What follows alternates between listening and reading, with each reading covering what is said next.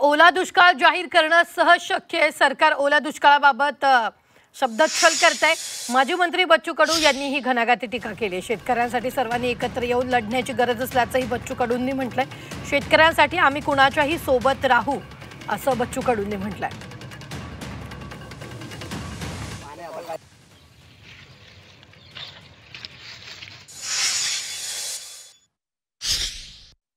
तो राज्य कृषी हा विषय राज्याचा आहे।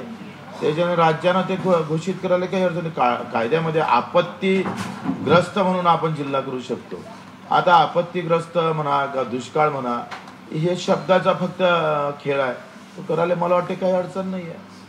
पण ते मुद्दा म्हणून शब्दामध्ये खेळवण्यासाठी जसं काही हायकोर्टात एखादी वकिली सुरू आहे अशा पद्धतीचं ते बोलत राहतात देवेंद्रजी।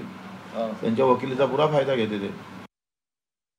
माझं असं म्हणणं आहे, शेतीच्या प्रश्नासाठी आम्ही कोणाच्या पाठीशी उभं राहू, कोणाच्या बाजूने उभं राहू। शेतकरी हा विषय, मजुराचा विषय, मेंढपाळ असेल, मच्छीमार असेल, दिव्यांग असेल, जो ह्या विषयाला धरून राहील त्याच्यासाठी आम्ही उभं राहू।